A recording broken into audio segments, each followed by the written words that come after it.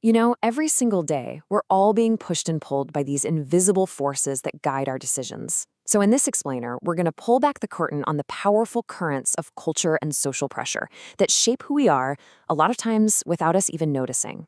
Okay, let me ask you something. Have you ever been in a situation, maybe with friends or at work, and you do something and later you're just thinking, why on earth did I do that? That is so not me.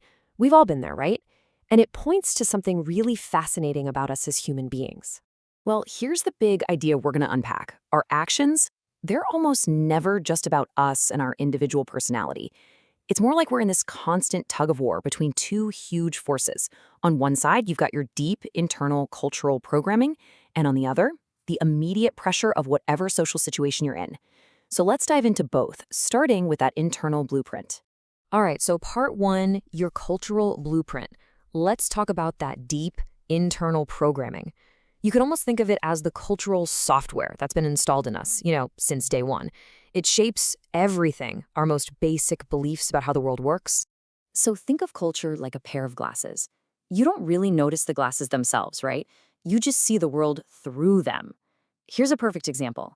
In a lot of Western cultures, making direct eye contact, that's a sign of honesty, of respect.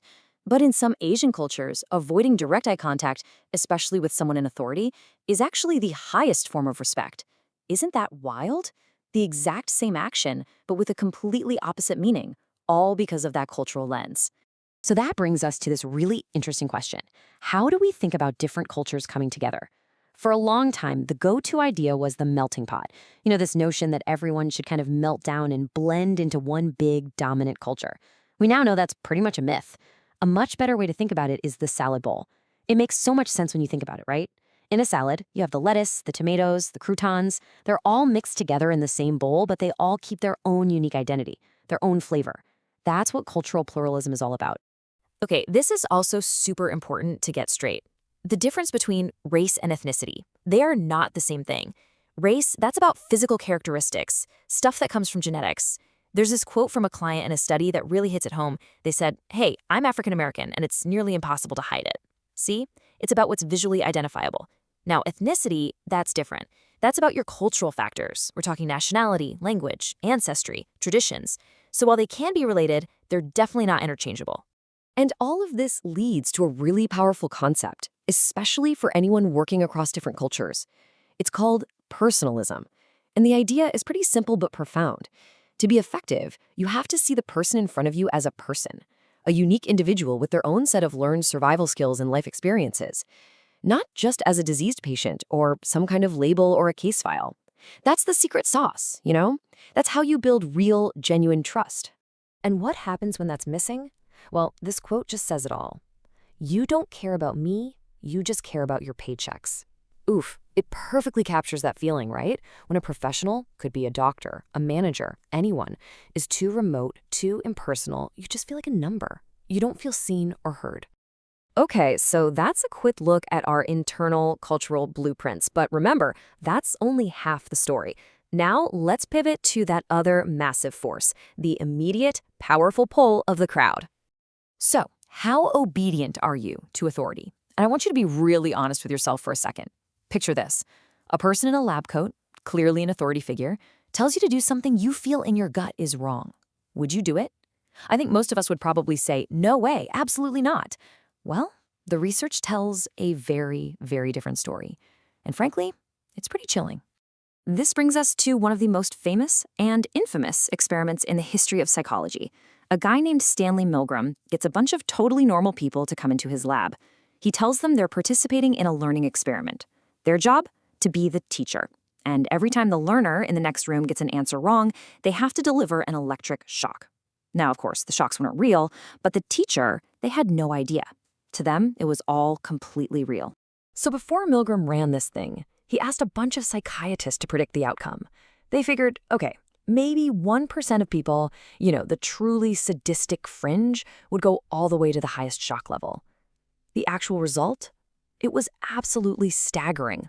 A full 65% of participants, 2/3, went all the way. They delivered what they believed was a final, potentially fatal 450-volt shock. It seems that when an authority figure steps in and says, "Don't worry, the responsibility is mine," a whole lot of us are willing to hand over our own moral compass. Okay, so the power of authority is, wow, undeniable. But what about a different kind of pressure? What about the pressure from our peers, from the people around us? How powerful is that simple human desire just to fit in?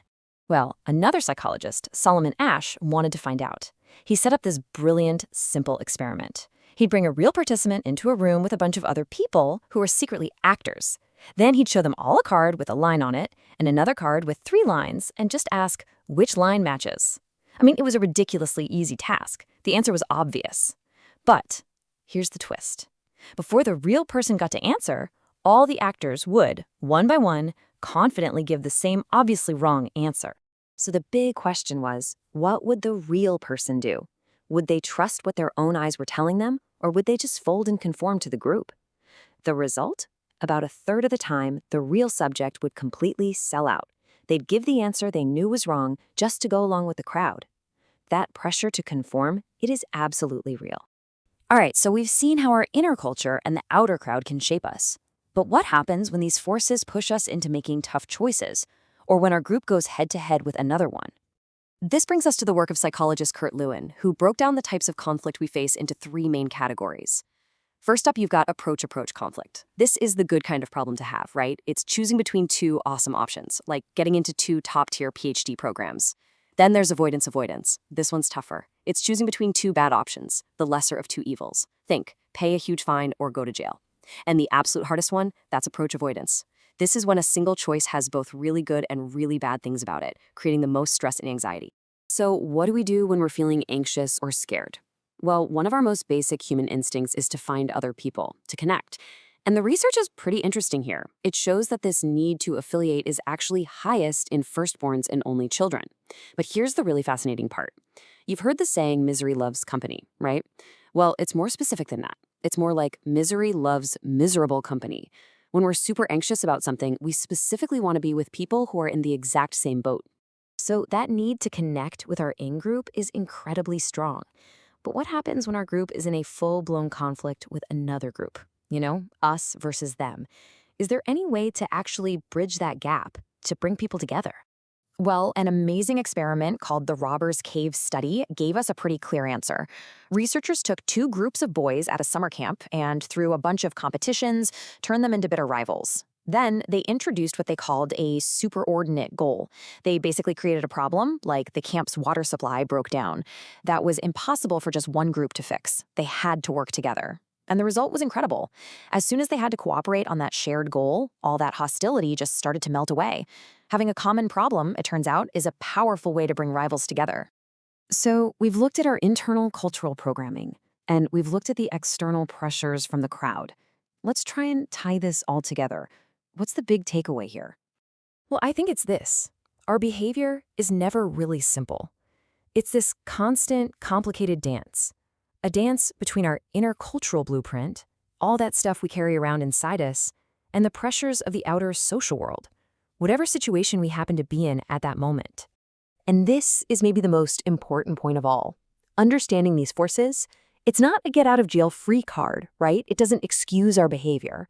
But what it does do is give us awareness. And that awareness is the critical first step. It's how we go from just being pushed around by these forces without realizing it, to actually making more conscious choices for ourselves, and maybe having a little more understanding for why other people do the things they do. So that leaves us with one last question to chew on. We've talked about all these invisible strings, from culture, from the crowd, that are constantly pulling at us. So now that you can see the strings a little more clearly, who's pulling them?